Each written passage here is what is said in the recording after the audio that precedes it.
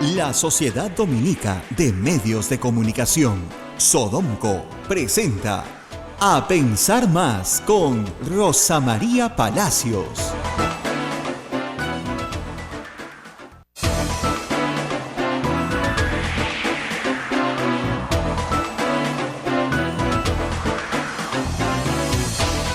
Buenos días, señoras y señores, bienvenidos a Pensar Más a través de las emisoras de la Sociedad Dominica de Medios de Comunicación. En Lima nos escuchan por Radio Santa Rosa, Chimbote Radio Santo Domingo, Arequipa Radio San Martín, Cusco Radio Veritas, Ucayali Radio Cepagua, La Convención Radio Quillabamba, Puerto Maldonado Radio Madre de Dios.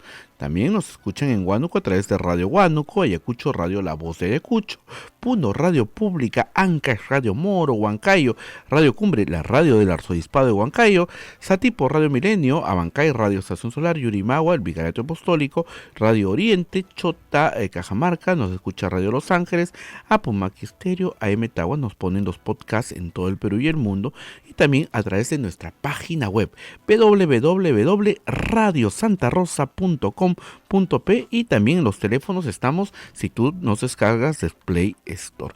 Rosa María, muy buenos días. Muy bien, estamos nuevamente con ustedes esta mañana de jueves, falta poco para viernes, mañana de jueves, y vamos a estar, perdón por la afonía, en un ratito con el doctor Julio Arbizu, que está viniendo al programa.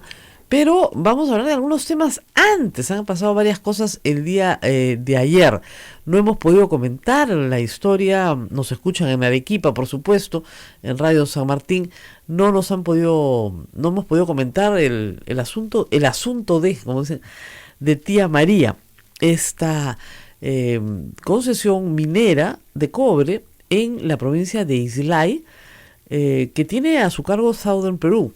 El gobierno autorizó la construcción, ¿no es cierto?, de la planta, en fin, de todas las obras que tienen que realizarse para la explotación, y sin embargo la condicionó a que exista un ambiente propicio para poder seguir adelante con este proyecto. Un proyecto muy controvertido. En el año 2011 hubo una protesta importante, con muertos incluso, y las protestas han sido sucesivas en el Valle del Tambo. Los agricultores del Valle del Tambo se oponen al proyecto. El proyecto ha ido cambiando con el tiempo, no es el mismo proyecto de hace 8 años, ha sufrido modificaciones importantes para mitigar los impactos ambientales que tendría sobre el valle.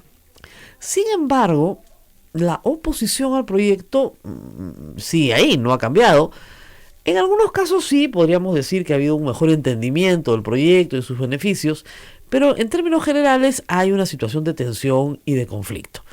El gobernador regional de Arequipa, una persona que proviene de la izquierda, el señor Elmer Cáceres, es opuesto completamente al proyecto, aunque en algunos momentos manifestó tal vez una mayor apertura, pero también hay alcaldes, sobre todo en la zona de Coca Chacra, que se oponen enfáticamente al proyecto y que señalan habrá tensión social si es que el gobierno sigue impulsándolo. Lo que ha dicho esta mañana Salvador del Solar, primer ministro, es que la licencia se ha otorgado porque la empresa cumple con todos los requisitos de ley. El gobierno no puede negársela porque cumple con lo solicitado por las normas jurídicas peruanas. Pero lo que el gobierno ha solicitado a la empresa y la empresa ha aceptado es que no se empiece la construcción hasta que no exista un ambiente propicio, basado en el diálogo, los compromisos sociales, etc. Esa es la situación. Sin embargo, el otorgamiento de la licencia ha provocado una reacción y a partir del 15 de julio, la provincia de Islay y toda la zona de impacto de la mina van a un paro indefinido hasta que el gobierno atienda su reclamo, que supongo es no se haga nada, ¿no? Entonces acá nos enfrentamos nuevamente, igual que en Las Bambas, igual que en Conga, igual que en Espinar y en otros tantos lugares, a un problema bastante complicado entre el bien común de toda la sociedad peruana y el bien particular de algunas personas y de los intereses que las mueven. A ver, hay algo que tiene que entenderse que a veces es difícil de entender en el Perú. Si no hay inversión pública y privada, la economía no crece. La economía no crece porque trabajamos un poquito más todos los días, la economía no crece porque compramos un poquito más todos los días, la economía crece y crece a fondo porque se hacen grandes inversiones. Que trabajemos duro hace mucho bien al crecimiento del PBI, que produzcamos más con menos también, que seamos más productivos. Pero el gran impulso de una sociedad que viene de muy atrás como la nuestra, tiene que darse de la mano de inversiones muy grandes. El Estado tiene muchas dificultades en hacer su parte, aun cuando hay inversión pública, tiene tremendas dificultades burocráticas en hacer su parte. ¿Por qué? Porque hay taras pues institucionales, la burocracia y la corrupción, las dos, que hacen que los proyectos se encarezcan o finalmente terminen por no hacerse, porque simplemente es muy difícil que el Estado supere obstáculos burocráticos para la realización de obras, o ya sea por el temor a la corrupción o ya sea porque hay corrupción. Muy bien, entonces la inversión privada tiene que darse de alguna manera activa y es como un círculo virtuoso. O sea, los principios de la economía los entiende cualquier persona que me esté escuchando. Cuando uno gana un poquito más, gasta un poquito más, ¿no es cierto? Uh-huh. Cuando gastas un poquito más, alguien tiene que producir un poquito más. Para producir un poquito más, hay que darle trabajo a algunos más. Y esos que tienen trabajo más van a consumir un poquito más. ¿Para qué? Para comprar un poquito más a esos que producen las cosas. Entonces es un círculo virtuoso. Pero si yo gano un poquito menos, gasto un poquito menos. Si yo gasto un poquito menos, la empresa que me vende las cosas producirá un poco menos. Para producir un poco menos necesitará menos trabajadores. Si hay menos trabajadores, hay más desempleados. Si hay más desempleados, ¿no es cierto?, ¿qué tenemos? Una recesión. Entonces se necesita de la inversión. La inversión es como como lo que le pone fuerza, como la pólvora para iniciar, ¿no es cierto?, una explosión. Necesitas la inversión, porque si no, no va a haber producción. Y la inversión no tiene un retorno instantáneo. Cualquiera que haya invertido en lo que sea, ¿ya?, en un puesto, ¿no es cierto?, o en una gran fábrica, sabe que al principio uno va a gastar, ¿no es cierto?, para recuperar después. Si uno no tiene mucha plata, puede comprar, ¿no es cierto?, 20 polos, venderlos un poquito más, tener su ganancia y con su capital volver a comprar otros 20 polos y su negocio avanzará chiquitito. Pero si uno tiene una gran posibilidad de financiamiento, puede esperar muchos años antes de ver la devolución de su inversión. Y eso es lo que pasa con la gran minería formal, con la que cumple estándares técnicos ambientales. Son grandes inversiones que mueven mucho capital y al mover mucho capital tienen un impacto directo en el crecimiento del país. O sea, no hay forma que crezca el PBI si es que no se inician grandes proyectos de inversión. En el Perú, ¿dónde están los grandes proyectos de inversión esperando? En la minería. Es lo que más tenemos. Tenemos una cordillera gigantesca, de la cual no se conoce todavía ni siquiera el 5% de su potencial. Esa es nuestra herencia y la herencia de nuestros hijos. Ahí hay la posibilidad de un gran desarrollo para el Perú. ¿Y se necesita? Sí, se necesita. Porque además la minería se desarrolla en zonas agrestes, normalmente, a zonas de gran altitud, donde es muy difícil que se pueda hacer alguna otra cosa con gran inversión o muy intensiva en capitales. Esa es la buena noticia. La mala noticia es que hay intereses políticos muy fuertes en el Perú que se oponen sistemáticamente a la minería como actividad. Y esto lamentablemente viene de la izquierda peruana, que sostiene casi que la minería es diabólica per se, por sí misma, que es obra de Satán. Yo he leído cosas increíbles, ¿no? Y también, por supuesto, hay que decirlo, en algunos casos obispos y parte de la Iglesia Católica que se ha opuesto a la minería como actividad. Ni siquiera, digamos, porque la asocia con una serie de cambios en la vida cotidiana de la gente, ¿no es cierto? Obreros que ganan un poquito más, que van a invertir su dinero en cosas como mujeres, alcohol, cambio de las relaciones cotidianas, de la vida cotidiana, más dinero, que no necesariamente es positivo para todos.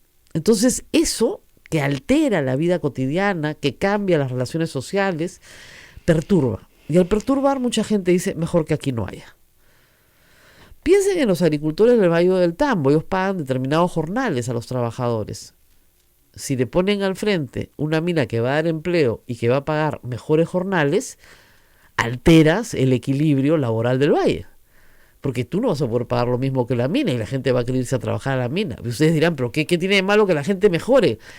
Si tú eres el agricultor que da empleo, vas a estar muy molesto.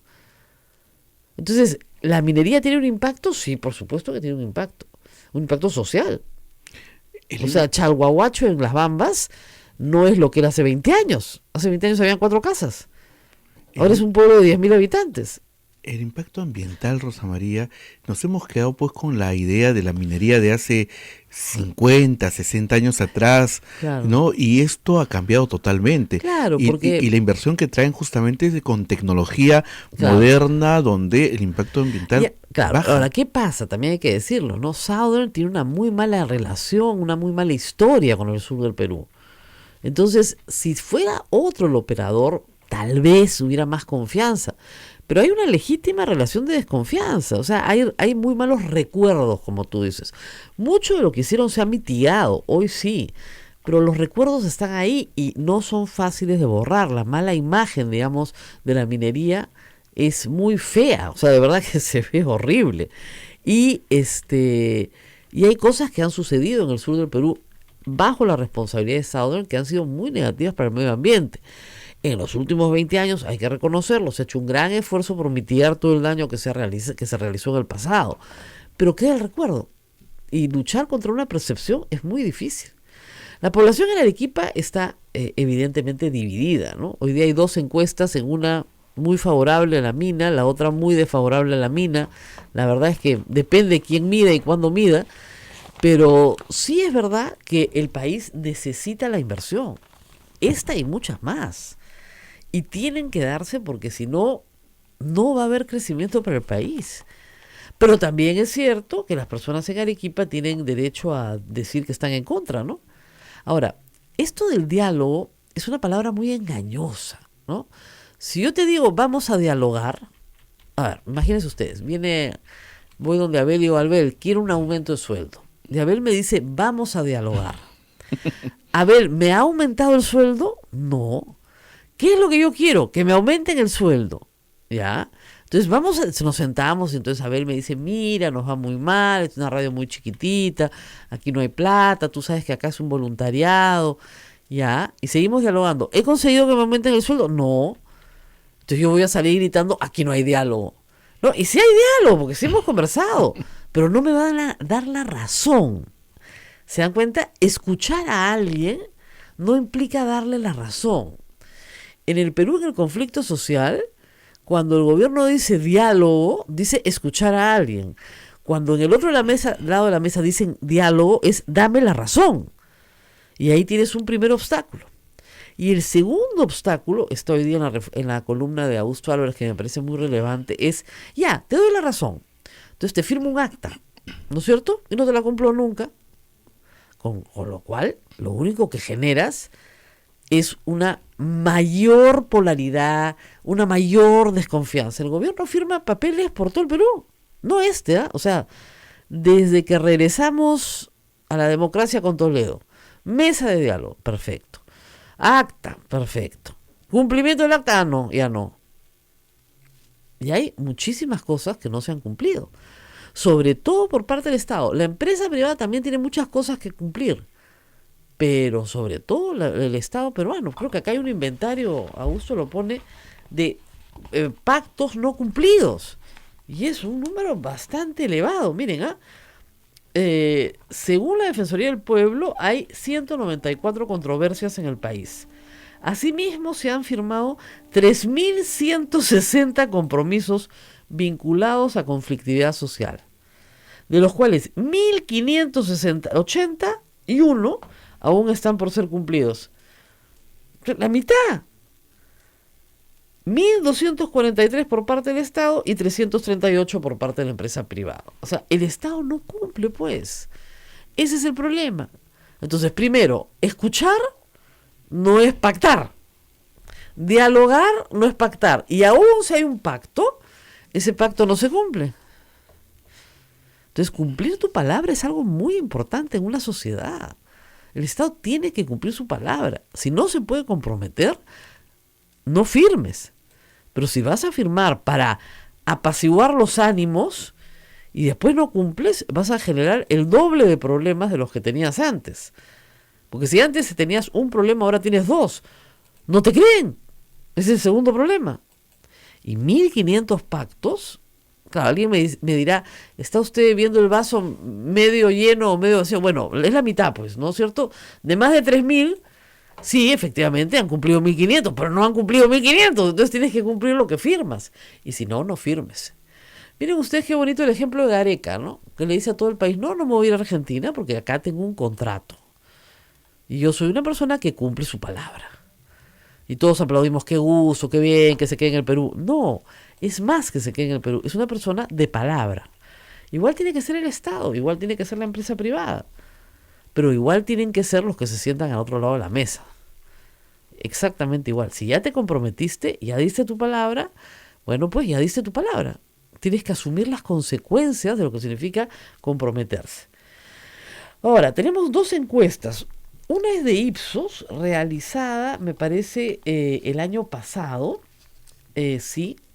septiembre del año pasado, pero solo en la provincia de Islay. En esa, 59% de los encuestados estaba a favor del proyecto, que para el proyecto es una buena noticia.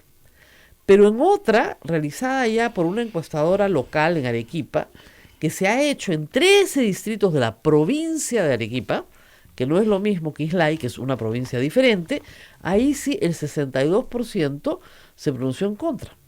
Entonces es exactamente inversa. Es posible que en la provincia de Arequipa haya una percepción completamente distinta a la de la provincia de Islay, pero sería bueno repetir estos ejercicios para que ambas partes, tanto los que se oponen como los que están a favor, puedan ir sobre seguro, ¿no? Porque si no, no se entiende muy bien. Pero la encostadora Grupo Idesia SAC, no la conozco, no se las podría recomendar, pero es lo que está acá, la ha recogido la República, ha hecho la encuesta solo en la provincia de Arequipa. Y la encuesta de Ipsos se ha hecho solo en la provincia de Islay, que es la provincia que tiene más impacto, ¿no es cierto? Hay varios impactos positivos, ¿no? El 75% el año pasado decía estar informado. No entiendo por qué no el 100%, si es ahí, pero en fin. 71% afirma que será beneficioso. 61% considera que el proyecto genera puestos de trabajo para la población. 71% considera que los jóvenes deben trabajar o buscar oportunidades en esa mina. Y solo el 16% opina que no se deben usar los recursos generados por la mina. Ahora, hay un segundo asunto con la minería, que es bien importante, ¿no? La actividad minera, y eso se reclamó muchísimo durante la década del 90, normalmente tributa al gobierno nacional, ¿no es cierto? Como debe ser. Pero no había un retorno a las zonas de impacto de esa minería. Entonces dijeron, bueno, ya desde la Constitución del 93, canon. No es la mejor forma de asignar recursos, pero bueno, vamos a ir por esa vía.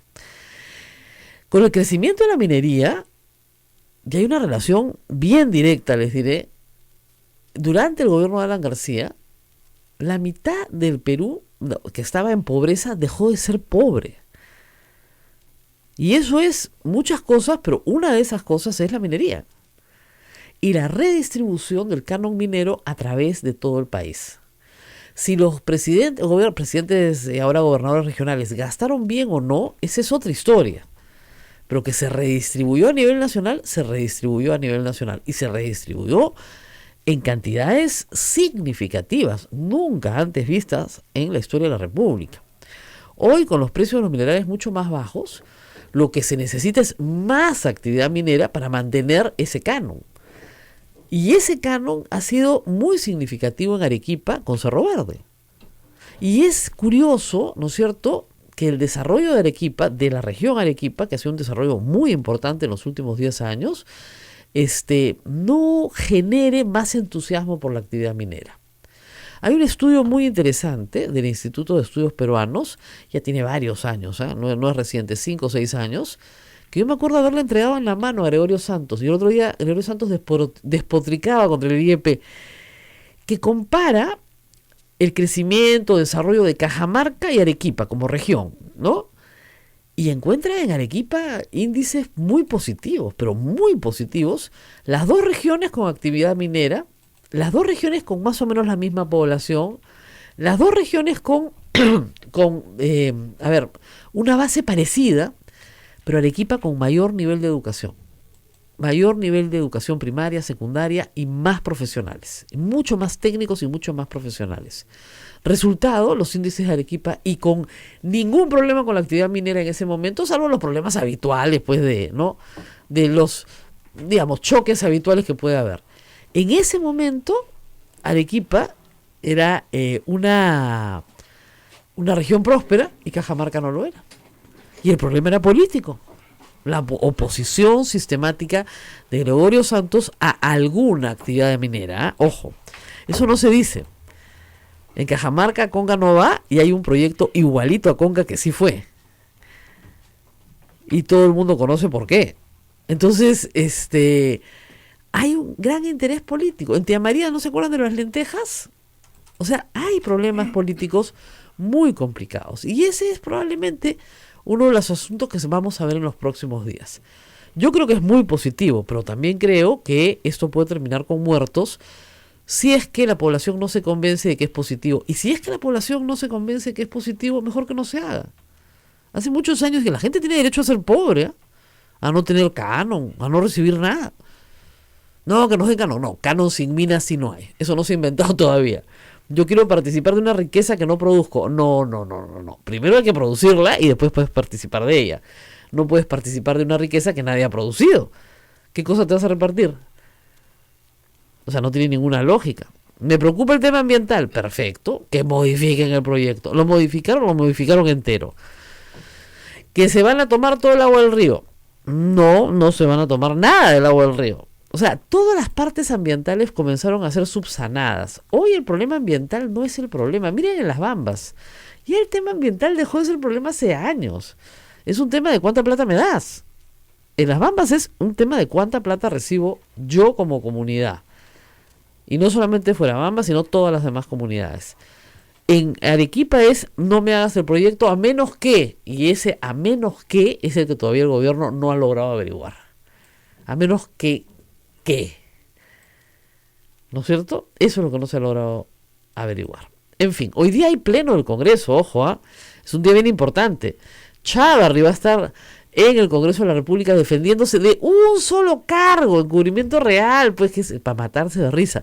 Y seguramente lo van a absolver y le van a tirar agua bendita, ¿no? Y va a salir en hombros sin ningún problema. ¿Ya? Es increíble, no mejoran, ¿no? En fin, bueno, como decían los abuelitos, el burro con el tiempo no mejora a caballo. Nos tenemos que ir a la pausa y regresamos. Estamos ya con el doctor Julio Orbizú. Volvemos. Sodomco, Sociedad Dominica de Medios de Comunicación. Continuamos con A Pensar Más a través de las emisoras de la Sociedad Dominica de Medios de Comunicación. Rosa María conversa con el doctor Julio Orbizú. Bueno, tenemos al doctor Julio Orbizú con nosotros, penalista, y el mundo penal pues está, ¿qué les puedo decir? Movido. Bueno, en el Perú las últimas semanas, cada día tenemos alguna noticia penal de la cual hay que discutir. Pero no voy a entrar por la política para empezar, sino por un caso que tiene que ver con violencia contra la mujer y que creo que merece alguna explicación, porque a veces la gente se confunde, ¿no? Y el tema del cuánto de la pena se vuelve como que muy importante. Estoy pensando en el caso de Arlet Contreras.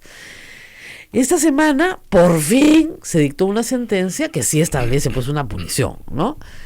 Y esa sentencia es interesante. No se conocen todavía los fundamentos porque no se ha publicado, pero de lo que se ha adelantado, se le dice a la señora Arlet Contreras, mire, usted efectivamente ha sido víctima de un intento, una tentativa de feminicidio, pero no de una tentativa de violación. Y mucha gente me escribe, pero ¿cómo va a ser violación, señora? Pues si ella se ha metido al hotel con él. Sí, ha entrado al hotel con él porque ha querido, era su enamorado. Si era su enamorado y ha entrado al cuarto del hotel y se han quitado la ropa, bueno, pues ahí ya no hay violación, pues qué violación va a haber, ¿no?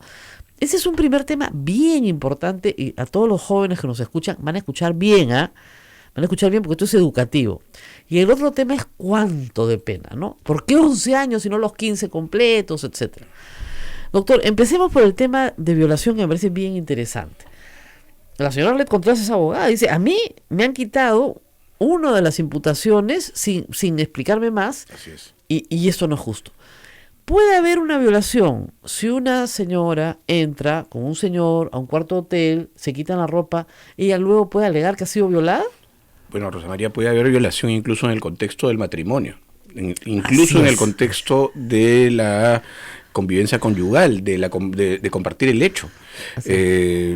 Porque aquí de lo que se trata es básicamente de violentar la voluntad de la otra persona, ¿no? Y eso puede ocurrir incluso cuando hay, digamos, algún episodio previo a la penetración, o no a la penetración, sino simplemente al acto sexual, que puede ser no necesariamente la penetración. Así es. Y no hay voluntad absoluta, plena, de una de las personas. Y hay un sometimiento por parte de la otra. Entonces, cuando eso ocurre, existen los elementos objetivos del delito de violación sexual. Vamos así, como dicen, ABC de la violación a todos los jóvenes peruanos que de repente esto lo aprendieron mal y sería bueno que lo aprendan bien. Si van a un hotel con una chica, entran al cuarto y la chica le dice, no quiero, no se puede realizar acto sexual alguno. No se puede. Si la chica está completamente borracha, mucho menos todavía, porque hay un sometimiento, ¿no es cierto? Hay una inconsciencia que es aprovechada por la otra persona para provocar el o sea, si él dice, pero si doctor, si está borrachísima. Claro. Mayor razón para que sea violación. Con mayor razón, porque claro, hay un relajamiento de la voluntad, ¿no es cierto? Es muy importante esto de la voluntad plena, ¿no? Exactamente. Pero doctor, después ¿cómo pruebo voluntad plena? O sea, ¿qué tengo que hacerle, firmar un papel?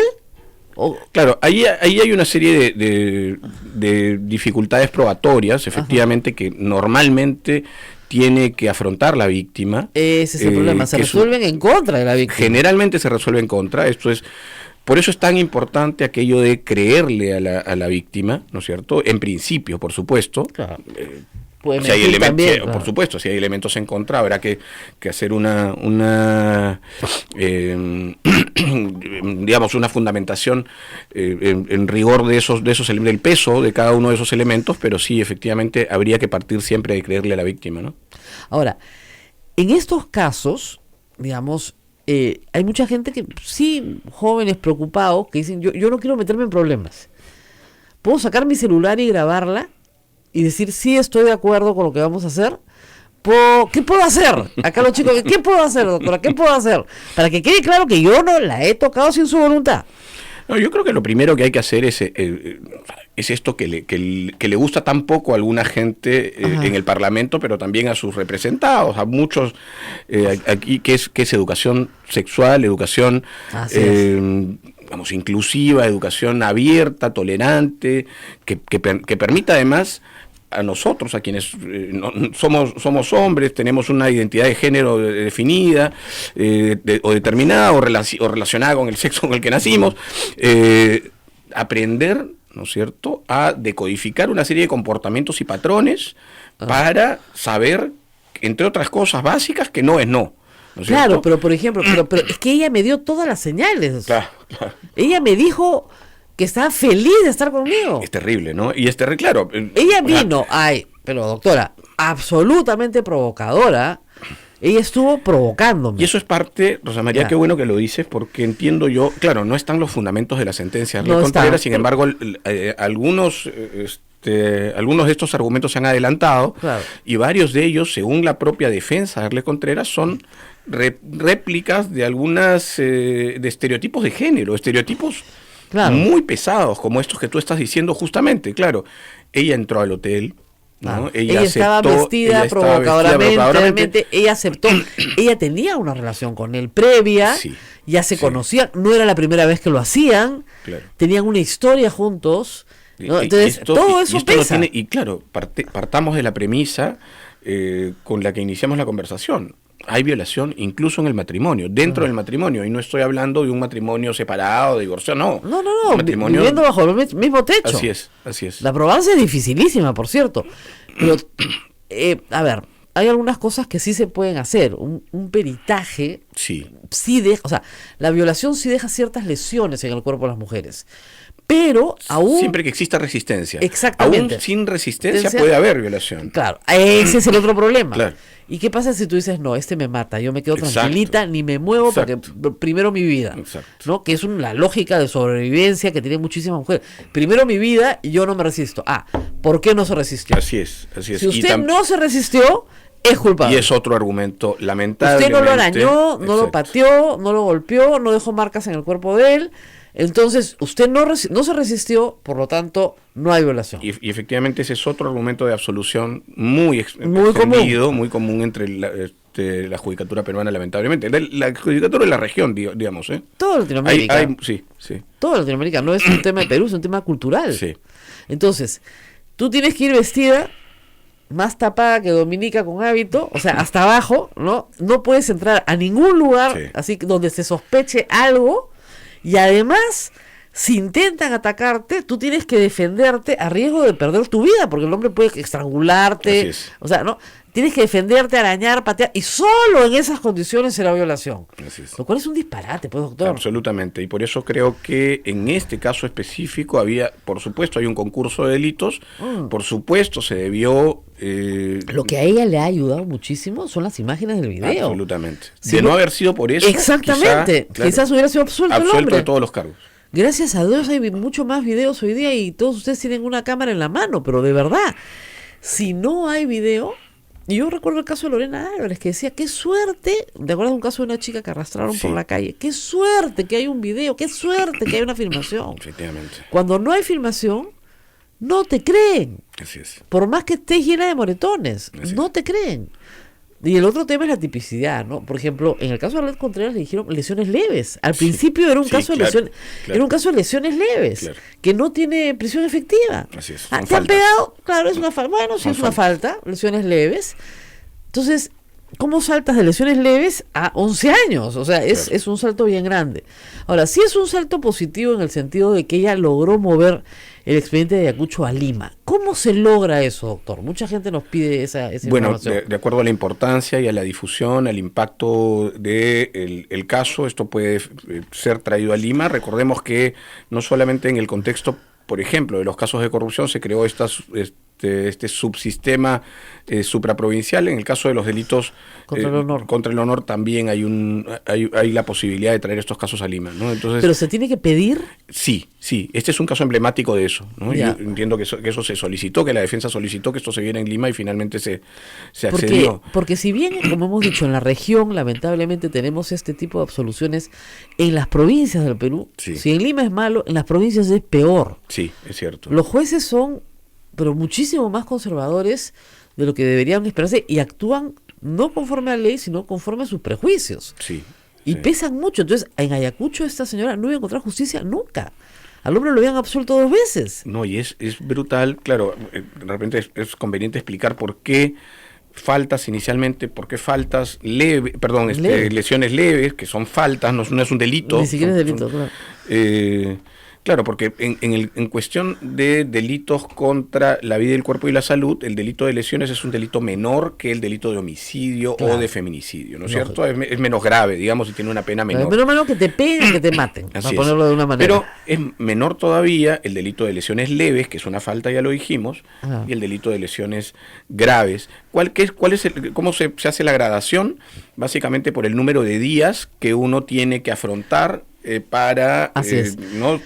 Y que lesiones graves te tienen que mandar al hospital 15 días. Claro. Entonces imagínense ustedes qué tal katana te tienen que dar para mandarte al hospital 15 días. Pero aquí el asunto es, hay una grabación, hay un video donde se da cuenta efectivamente que este sujeto no está intentando solamente golpearla, está intentando matarla. Hay un video donde él estrangula. Exactamente. O sea, eso no es pues el ejercicio de únicamente lesiones. Él no está no tiene la intención, y hay que decir que estos delitos además son de comisión dolosa, quiere decir que requieren de conciencia y voluntad del accionante. Perdón, él estaba borracho. Él estaba borracho, entonces no tiene conciencia, doctor. No, claro. Atenuante. No. O sea, a ver, expliquemos eso. Definitivamente no. El alcohol tendría que ser, tendría que incapacitarlo, ¿no? Claro. Y ese no es el caso. No, se ve claramente capacitado para estar corriendo calato por todas partes, sí. Sí, y entonces, hay una claridad respecto de la conciencia y voluntad de cometer un delito que no es el delito de lesiones, sino es el delito efectivamente de feminicidio. Que eso que haya quedado en grado de tentativa, ¿no es cierto?, disminuye también la cantidad. Ese es el tema. Si el delito tiene 15 y fue tentativa, el cuánto de la pena va a disminuir. Así es. Ahora, acá me hacen recordar un caso muy, muy importante en España, el caso de La Manada, que también una violación de 5, Claro. Y alegaron en las primeras condenas, que fueron bajísimas, que la chica no se había resistido. Sí. Como si a una le gustara que 5 la violaran, ¿no? Y ellos alegaban que la chica no se había resistido. Y la filmaron, y que ella no había opuesto resistencia. Claro. Por lo tanto, ¿no es cierto?, no había violación. Sí, eso es un caso emblemático de esto que estamos hablando precisamente, y esto además nos saca de la región, inclusive. Claro, ¿no es cierto? España, bueno, es una tendencia española, pues. ¿no? Pues. Pero allá, un colegiado superior ha cambiado. Así es. Ha cambiado completamente el sentido. De hecho, no, casi hay delito. Así es. Creo que les han puesto 10 años a cada uno, o 11 años, o 15 años, algo por el estilo, todos para adentro. Así es. Claro, que cambia completamente la situación, pero que nos da cuenta de que la sociedad ha cambiado. Y a veces pasa, doctor, que el derecho penal va más despacio que la sociedad, ¿no? No, sin duda. Alguien decía que el derecho penal no es el brazo armado ni de la ética ni de la justicia, necesariamente, ¿no? Necesariamente, claro, porque la sociedad va un paso más allá. Yo siempre le decía este ejemplo a nuestros oyentes. O sea, una mujer puede recibir todas las mañanas un jalón de pelos de su esposo, una cachetada de su esposo, y no puede hacer nada. Porque él es más fuerte que ella en esa situación. Y no puede hacer nada porque eso no es delito. Claro, cuando hay una recurrencia puede haber un sometimiento y puede haber el ejercicio, incluso, con el ejercicio de la violencia psicológica, que también es... O sea, que es parte del acoso. Así es. Y por acoso podrías llevarlo. Pero esto se ha aprobado en noviembre del año pasado, septiembre del año pasado. Sí. Son leyes muy nuevas que además, hay que decirlo, los jueces tienen que aprender a usar. A interpretar y a interpretar correctamente. Claro. ¿no? Es como el caso de Johnny Lescano. O sea, Johnny Lescano no entiende qué delito ha cometido. Claro. No entiende porque eso no era delito. Claro. O sea, hablar de esa manera no era delito. Claro. Comunicarte de esa manera no era delito. Entonces ahora dicen, no señor, ahora sí es delito. Entonces, en vez de decir, bueno, sí, me equivoqué, negó todo, le fue pésimo en su defensa, pero en realidad es que el mundo ha cambiado. Por lo tanto, la conducta de nosotros tiene que ser otra. Y es por lo que tú dices, Rosa María. Efectivamente, la inventiva del legislador corre mucho más despacio que la realidad. Eso es clarísimo, ¿no? Entonces, siempre ha sido, el derecho siempre sigue la realidad, no al revés. Y por otro lado, el silencio de la víctima también es un factor, ¿no?, que debe tomar en cuenta el legislador y debe tomar en cuenta, por supuesto, el juez, ¿no es cierto? Entonces, hay una serie de factores que se cruzan y se imbrican para hacer que, primero, los jueces tengan una mentalidad diferente, ¿no es cierto? Yo recuerdo haber hecho hace unos años un trabajo de investigación sobre la sentencia Abencia Mesa. Claro. Y me pareció alucinante encontrar los razonamientos de la sala para condenarla. ¿Por qué era lesbiana? O sea, porque era lesbiana. Porque ella, ¿saben lo que decía, por ejemplo? Que ella de niña mataba pajaritos con onda. ¿No es cierto? Eso era ya un indicador de su carácter violento. Imagínense, pues es absurdo. Y claro, vinculando eso, por supuesto, con su identidad de género. Claro. O sea, esas cosas todavía se ven. El caso de Eva Bracamonte. Sí, claro. Todo el morbo desatado alrededor de ese caso era exactamente ese. Así es. Y lamentablemente, se puede hacer una tesis de esto, tal vez sea interesante ver género y derecho penal. Sí. En sentencias, hay una tarea para los académicos, porque en realidad esto ha pesado como una descalificación para finalmente sentenciar. Claro. Es terrible. Bueno, vamos a hacer una pausa y vamos a hablar también de cuando el derecho no se pone al día con otros temas. Por ejemplo, la corrupción. Hoy se vota en el Pleno la reconsideración de un nuevo tipo penal que ha traído enorme polémica. Vamos a hablar de eso después de la pausa. Sodomco, Sociedad Dominica de Medios de Comunicación.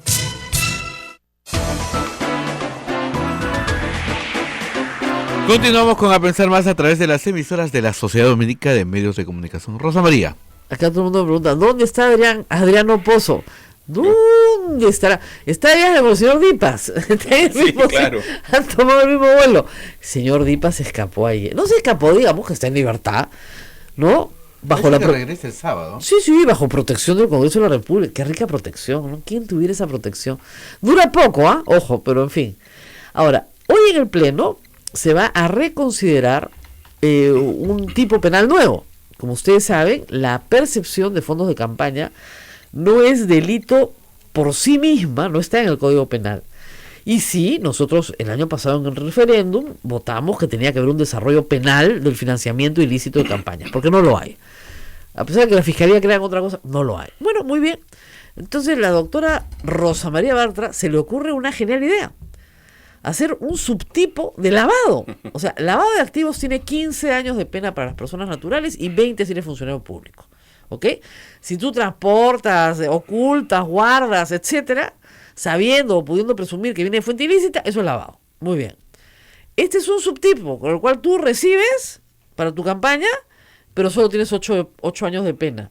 Entonces, si tú lavas para campaña, 8 años. Si lavas para otra cosa, 15. Eso es un disparate. Absolutamente. Y bueno, aquí hemos conversado muchísimo sobre esto, Rosa María. Podemos discrepar sobre la teoría del caso del Ministerio Público respecto del financiamiento con dinero ilícito de campañas políticas, si es que esto está bien, como ha hecho el Ministerio Público, que se encaje dentro del tipo penal de lavado de activos, si eso va a traer dificultades probatorias, las va a traer sin duda, pero ese no es el tema de ahora. O sea, el tema de ahora es, vamos a corregir esto que en su momento sí ha representado un problema, porque el financiamiento en sí mismo no es delito, no existen elementos objetivos que configuren un tipo penal de financiamiento ilegal de campañas políticas, y vamos a hacerlo bien. Esa era la idea nuestra cuando votamos efectivamente en el referéndum, ¿no? Porque esto ocurriese. O sea, se necesita el tipo penal. Se necesita, estamos de acuerdo. Sin duda. El Ministerio Público, ya decimos, en ausencia de ese tipo penal optó por lavado, ¿no es cierto? Pero no, pues necesitamos ese tipo penal que ya en otras legislaciones de la región se ha ido incorporando al Código Penal, a los códigos penales. Y lo que hace el fujimorismo efectivamente es un texto, ¿no es cierto?, que lo que es un tipo atenuado de lavado de activos. Exactamente. Es un tipo atenuado de lavado de activos. En vez de crear un tipo diferente, porque así es posible, porque sí es posible teóricamente, recibir dinero en la campaña para ser lavado. Pues, absolutamente. Absolutamente, Claro que sí es posible. ¿Ya? Yo no digo que esa sea la situación de Keiko Fujimori ni de Iván Tumala, pero sí es posible. Lo que estamos diciendo es que hay otro delito distinto al lavado, Claro. que puede tener otra pena, que es el mero hecho de percibir el dinero. Y que eso, por supuesto, configure para el Ministerio Público menos dificultad probatoria que Muchísimo menos. que supone hoy Claro. atribuir delito de lavado de activos a conductas que podrían no ser lavado de activos. Así es. Podrían ser, pero podrían no ser, y eso, digamos, añade una dificultad probatoria muy intensa al Ministerio Público, y esa era la idea. Claro. Lamentablemente, pues el fujimorismo, en su intención de proteger seguramente futuras imputaciones. Claro. No, lo que dicen es, bueno, la ley penal no es retroactiva, ninguna ley lo es, pero menos la ley penal. Entonces, lo que dicen, perdón, está clarísimo que si hemos aprobado un tipo penal es porque la conducta no existía como ilícita. Claro, entonces... No existía, por eso lo hemos tenido que aprobar recién ahora en el 2019. Claro. Entonces, el 2011, el 2006, esa conducta no existía como ilícito, lo cual es verdad. Claro. Lo cual es ajustado a la verdad. Lo que está en discusión no es ese tipo penal, está en discusión el lavado. El lavado. Como reitero, uno puede lavar, imagínense un narcotraficante, le puede dar dinero a un candidato para que lo use en su campaña y de esa manera regresa a la economía y el dinero desaparece. Claro. Y él lo que le interesa hacer es ocultarlo y desaparecerlo, ¿no? Pero eso no quiere decir, reitero, que Odebrecht haya lavado necesariamente. Eso lo tiene que probar la Fiscalía y hasta ahora no veo cómo lo ha probado. Esa es una dificultad del caso. Todavía no hay condenas.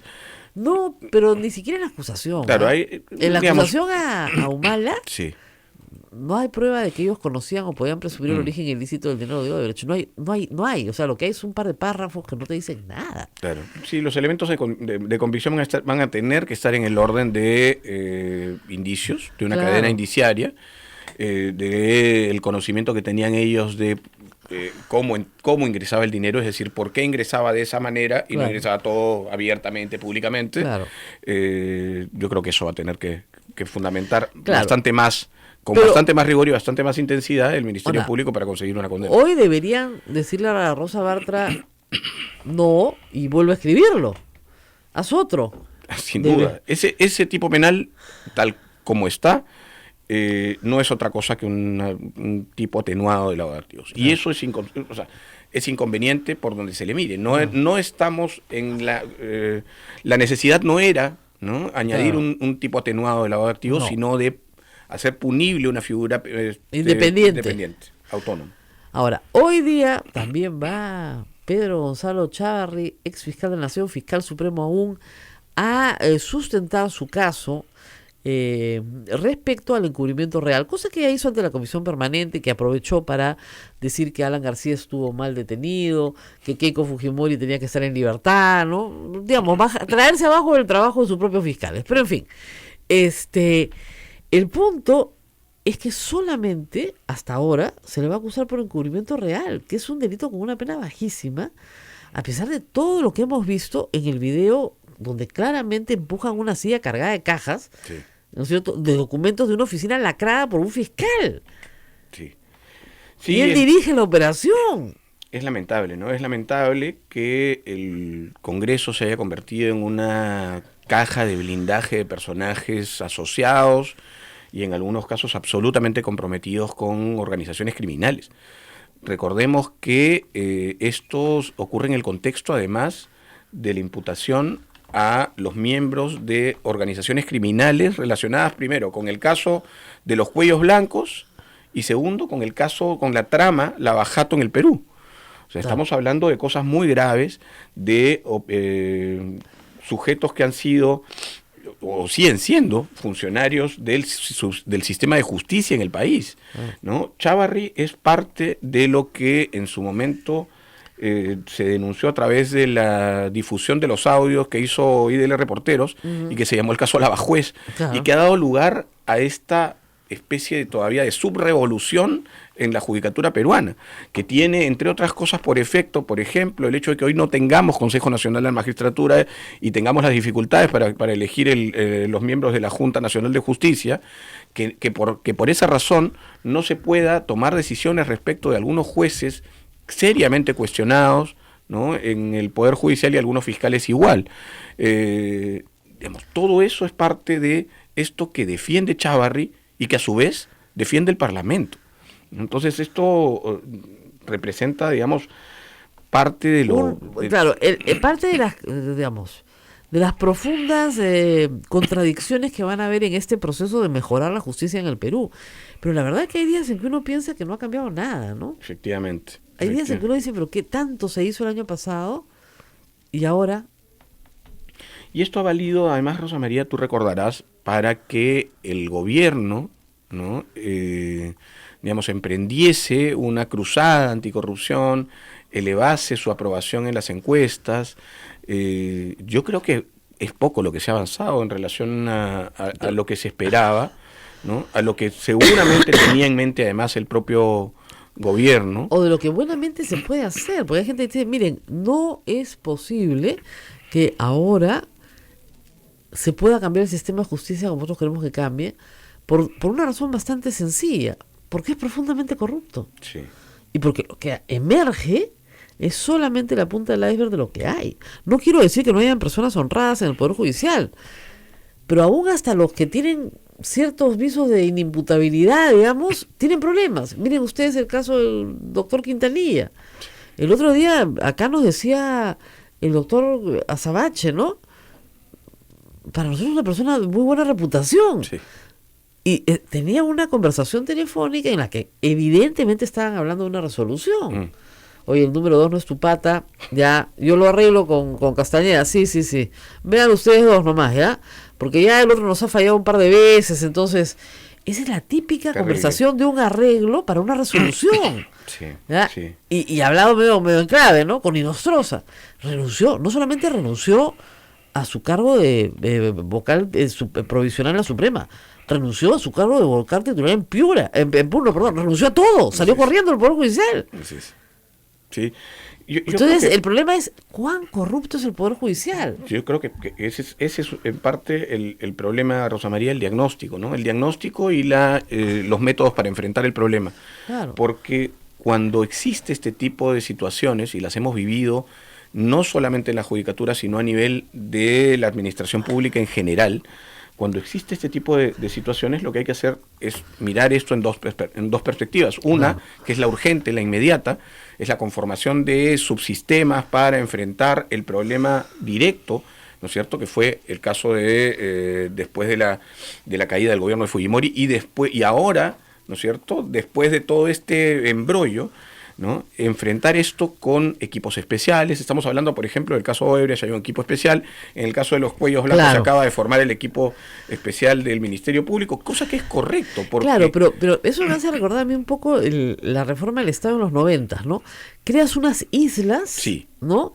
De modernidad, claro, porque el tienes problema es que eso no puede ser permanente. Exactamente, Entonces, es en como el simultáneo, sistema- eso quiero decir, la segunda perspectiva es la perspectiva integral. Claro. Esa no se puede perder de vista. Claro. Y esa tiene que correr en simultáneo. Tiene que haber una reforma integral del sistema. Ahora, mire ¿no es el cierto? problema vaya- claro, pero mire el problema que tenemos para sacar una reforma integral del sistema. Piedra angular, el sistema de elección de jueces. Ya.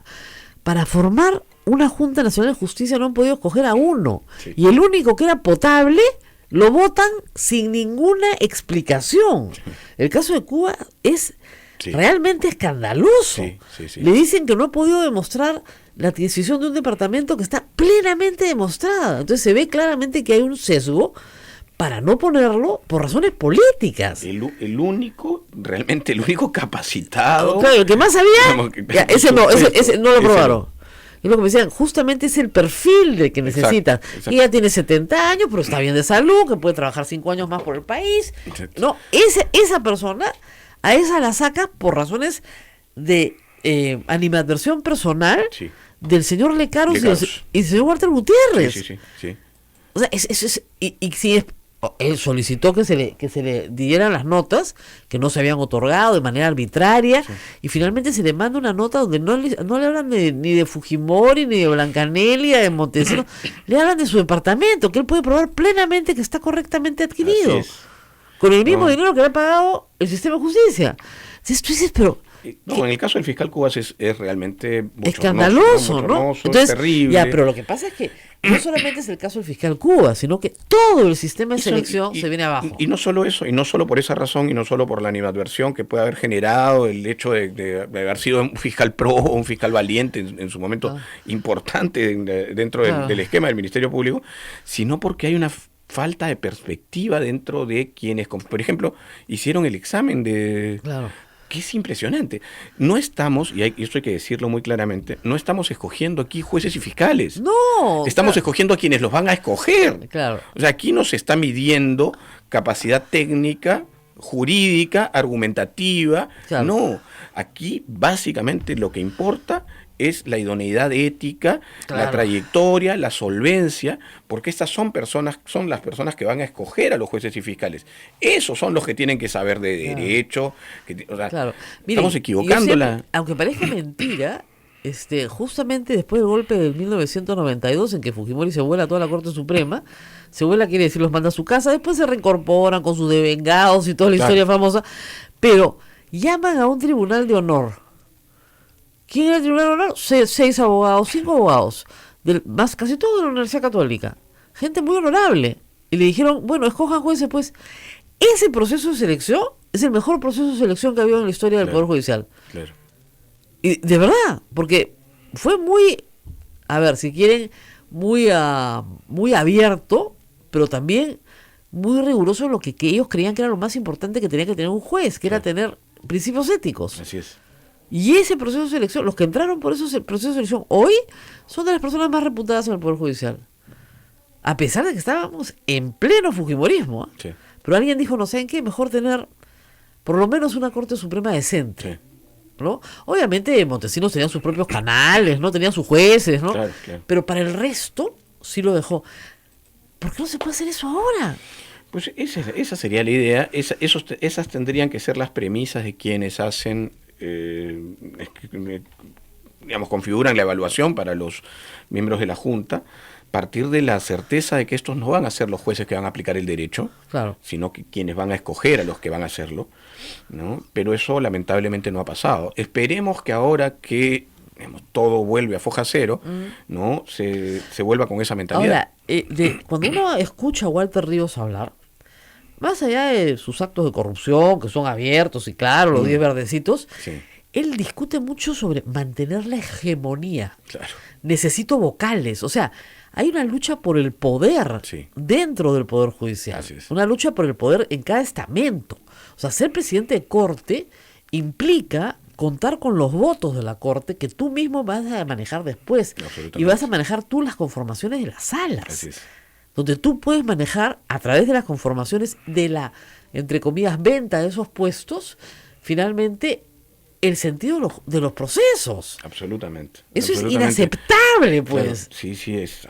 Y además el tema de la provisionalidad, que es otro problema complejo, ¿no es cierto? Que es que yo tengo, por ejemplo, la versión, no te voy a decir quién es, pero para que se sepa solamente Claro. que un juez provisional que conforma una sala, cualquiera que ésta sea, Ajá. ¿no es cierto? Puede decirle, oye, va con una resolución y le dice, oye, firma. Claro.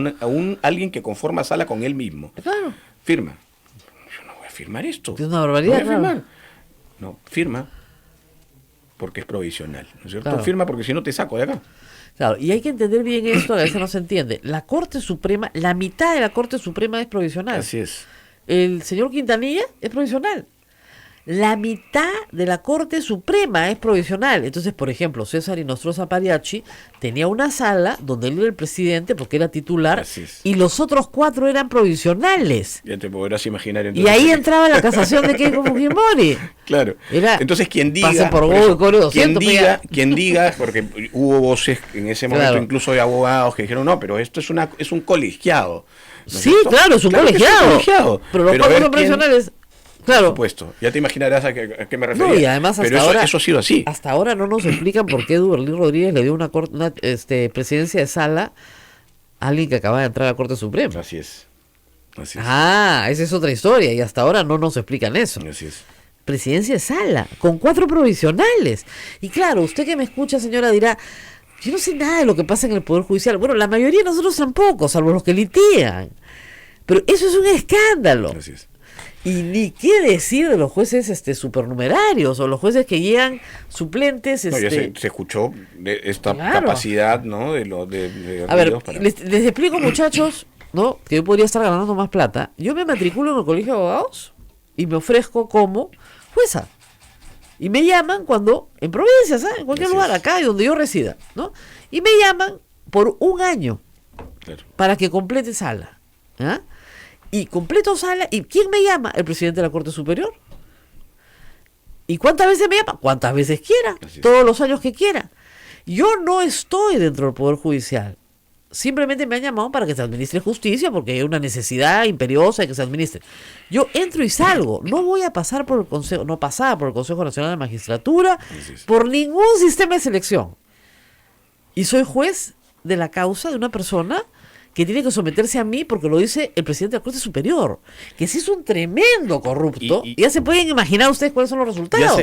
Y se escuchó, digamos, en estos audios, ¿no es cierto?, cómo administraba este señor Walter Ríos esta posibilidad de llamar a estos jueces Claro, supernumerarios para que ocupen determinadas plazas. Doctora, por favor, venga. Así es. Ya está. Y lo que ahora pensándolo bien, esto Rosa María replica el sistema de organizaciones criminales Exacto. fuera del Poder Judicial. El Poder Judicial se convierte en este caso en una organización criminal más, ¿no es cierto? O, digamos, en estos espacios donde ocurren estas cosas, albergan organizaciones criminales disímiles. Claro. O sea, en la teoría de organizaciones ordena que ya no, como ocurrió en los 90, por ejemplo, Claro. en el ámbito de la administración pública, había una sola organización. Claro, y un cabecilla. Y un ¿no? cabecilla y los designios de ese cabecilla o de esa cabeza bicéfala, Claro.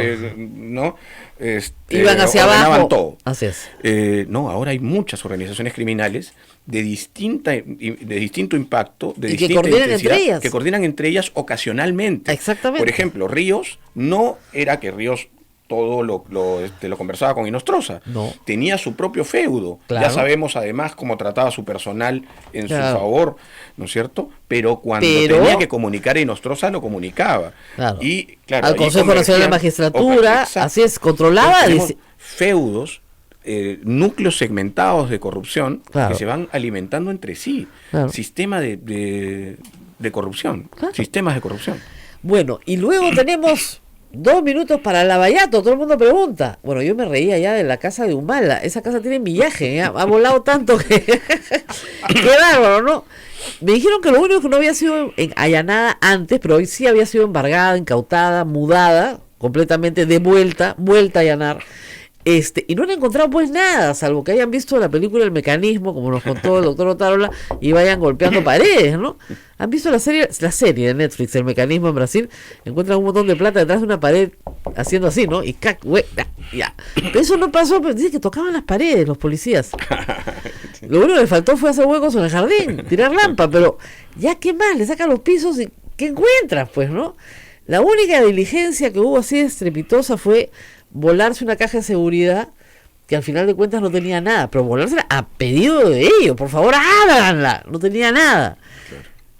¿Qué está haciendo? Parece, miren, a mí me enseñaron, de repente ya no se usa esto, que el phishing estaba prohibido. Uno no salía de pesca. Uno salía con, ¿no es cierto? Le iba al juez y decía, señor, yo creo que el señor Arbizú tiene esto y creemos que está en su casa. ¿Causa probable? Sí, hay causa probable, porque el señor... ok. Si uno lee la causa probable, en el caso de los Humala, es bien débil. Pero si encima no consigues nada en la expedición, parece una expedición de pesca. ¿No se Sí, suponía sí. que estaba prohibida la pesca? Sí, bueno, debería estarlo, por supuesto. Estaba el juez, prohibida. el fiscal no puede ir de pesca, ¿no? No debería pasar. Ahora, y es cierto lo que dices en el sentido de que los elementos de convicción para imputar responsabilidad penal a un sujeto difieren o deberían diferir de los indicios o las razones que fundamentan el allanamiento de una vivienda o de un... Claro. Pero en tanto existan, o sea, la posibilidad existe, porque también he escuchado en relación, por ejemplo, a el allanamiento de los estudios de abogados, que no, eso no se puede hacer. Sí No, se puede, sí por se supuesto puede, que sí se puede, pero solo para los documentos que tengan Así es. autorizado. Nada más. Así es. Y siempre que haya indicios de que allí... Se cometió pues, un o sea, delito. estamos hablando de, Rosa María, instituciones que tienen seguramente en sus estatutos la mejor de las intenciones, Claro. y terminan siendo instrumentos del delito. Entonces sí se puede, por supuesto que se puede. Ahora, eso tiene que estar sustentado muy rigurosamente, ¿no? Y No muy, es- y muy acotado, muy porque ahí acotado. están los secretos de personas. Es como si alguien se metiera a la oficina de un psiquiatra Sí. a llevarse los expedientes Así es. Y no se puede... para saber si el delincuente confesó que estaba loco o no, o sea, en una sesión de psiquiatría. Sí. Que confesó si había asesinado o no, o si tenía fantasías, y eso lo utilizas como prueba. No, y Está otra cosa es no se prohibidísimo. puede tomar por indicio o por prueba el plan de defensa del abogado. Exactamente. ¿no? O sea, Ese es otro claro, asunto. un abogado le puede decir a su cliente, mira, tenemos estos escenarios. Ya, pero estamos discutiendo escenarios, no estamos discutiendo cómo vamos a cometer un delito. Así es. Estamos discutiendo cómo te voy a defender del delito que has cometido. Pero, ¿qué le pide un abogado a su cliente? Que le diga la verdad. Entonces, probablemente el cliente le diga, sí, efectivamente yo robé. Ya. A partir de ahí, tengo que conseguir para ti la menor pena. Entonces, no confieses todavía, déjame a mí avanzar en mi estrategia. Eso no quiere decir que el abogado lo esté encubriendo. Pero Claro. parece acá que sí. Claro, y eso hay que diferenciarlo, hay una línea muy tenue, ¿no es cierto? Hay Muy, que muy diferenciarlo, tenue, sí, de la posibilidad existente, latente, de que la persona jurídica o el estudio de abogados se haya prestado para ser un instrumento de la comisión del delito o del ocultamiento. O sea, eso es perfectamente posible, sí, pero obviamente esto tiene que tener un sustento, un fundamento por parte de quien toma la decisión de un. A mí lo que me preocupa es que estos casos que han generado gran expectativa, mucha prensa, se terminen cayendo. Y eso va a generar una sensación de impunidad. No, o sea, yo te digo claramente, me parece, además porque he escuchado a algunos abogados de la defensa, nosotros no, y cuando hablo de nosotros hablo de Ronald Gamarra, yo que tenemos el estudio, no participan en estos participamos, pero he escuchado que sí, que se vienen nulidades seguramente a granel. Claro, pues, pero es que hay un montón de diligencias que se han efectuado sin causa probable. Esperemos que haya sustento. Van a tener que defender muchísimo porque se defienda correctamente, porque creo que este es el gran emprendimiento después del subsistema anticorrupción posterior a Fujimori. Este es el gran emprendimiento. Creo que el equipo especial Lavajato es un gran equipo, me parece que están haciendo un gran trabajo. No, y han hecho una muy buena investigación. Han encontrado la verdad, por ejemplo, del financiamiento de campañas. Sí, sin duda. Que todos la sabíamos de oída, pero ellos han encontrado el pitufeo, todo esto se ha encontrado y la historia, ¿no es cierto?, está muy bien contado. Ahora, que eso alcance para meter presa a la gente, ese es el problema. Es una magnífica historia y que además que ha generado varias reformas constitucionales y legales. Pero que alcance para la prisión, eso es lo que yo tengo en duda todavía. Sí, yo sigo pensando que van a tener que enfrentar una dificultad probatoria importante. Sí. Lo hemos discutido muchísimo también entre abogados muchas veces. Hay teorías que apuntan a esto que te decía del conocimiento de determinados detalles, hay otras que hablan del delito fuente ubicado en delitos tributarios. Habrá que ver cuál es la... Pero digamos, yo tengo la sensación, ustedes saben, chicos, que nos ponemos los abogados imaginativos y podemos crear un universo, ¿no? Pero estamos estirando el chicle a lo que da, ¿no? Y no da para tanto, pues. Ese es el problema. Y si eso es así ahora, que no tenemos un tipo penal, pero podemos, digamos, lo que ha hecho el Ministerio Público, tratar de incluir estos elementos objetivos en los elementos objetivos del tipo penal de lavado de activos. ¿Qué va a pasar si tenemos un tipo penal? Claro. ¿No es cierto? Ya rigurosamente ahí definido. Ahí sí no hay nada que hacer. Ahí se van todos para adentro. Pero sí, lógico, a la canasta todo. ¿Con tipo penal? Sí. No estaríamos ni siquiera discutiendo. Por supuesto. Pero como digo, yo hace 5 años que pido un tipo penal y nadie me hace caso. Lo hemos hablado muchísimo. De ahí la necesidad de que el tipo penal sea efectivamente un tipo penal que configure, ¿no es cierto?, todas las posibilidades de acción de estos sujetos, ¿no? Bueno, chicos, nos tenemos que ir, pero tenemos que agradecer, ¿no? ¿Tenemos alguna pregunta, Abel? Bueno, sí, hay preguntas respecto al primer tema de Arlet Contreras. Dice, buen día. Y en el caso que una acusación sea falsa, es decir, por molestia, discusión, venganza o lo que fuera, una de las partes anuncia que está siendo forzada, ¿se procede a la detención o es simplemente palabra contra palabra de cada uno? Ese es uno de los problemas más graves en este tipo de acusaciones, ¿no? Sí, bueno, en esos casos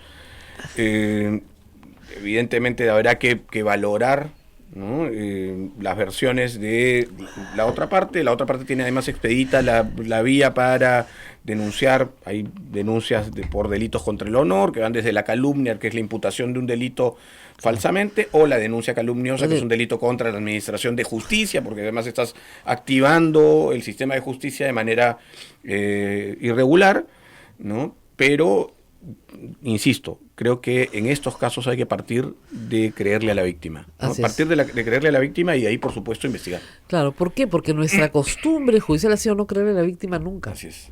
Ese es el problema y por eso la gente no denuncia, porque no le creen. Bueno, nos tenemos que ir. ¿Tienen opinión acerca de lo que ha dicho el señor Becerril, que vuelvan los de la bancada de Cambio 21 a... Hoy día les pido que me releven de comentar al señor Becerril, por favor. No sé qué está pasando ahí adentro, pero lo que sé no me gusta, así que mañana se los cuento. Bueno, escuché a Milagros Salazar del partido político o de la agrupación política esta que después del éxodo de los Avengers decir que de ninguna manera van a No, esa no es Milagros Saavedra, esa es Maritza García. Maritza García, perdón. No, Maritza García salió a decir si se volvieron locos. Mañana Sí. viene Maritza. Eso, dejamos para mañana. Mañana Maritza García nos cuenta todo. ¿Qué cosa ha pasado ahí? No sabremos. entiendo, ni ellos entienden lo que está pasando. Porque escuchaba a Maritza García, a Lisbeth Robles, y decía, con nosotros no han consensuado nada. O sea, ¿cuál consenso? Quizá que sea directamente con Ta- Kenji. Parece que están necesitando votos para la presidencia del Congreso. Eso Eso, es. me queda más claro. Bueno, nos vamos. No se olviden de colaborar con nosotros a través de PayPal. Pucha, que todos salen así. PayPal, PayPal. Es que de verdad, de ahí vivimos, de la caridad pública. ¿Ya? Entonces, si usted pone su sencillo, por favor, acá los chicos tienen para almuerzo. ¿Ya? Entonces, de verdad, necesitamos para salir adelante de acá en Radio Santa Rosa. Como ustedes saben, no tenemos publicidad. Casi que el programa entero me lo hablo sola. ¿No?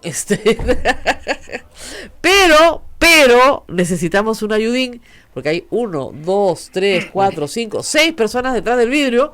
Eduardo sobre todo, que vino con la antena, acá está desde siempre. Y gracias a todos, nos vemos mañana. Hasta mañana.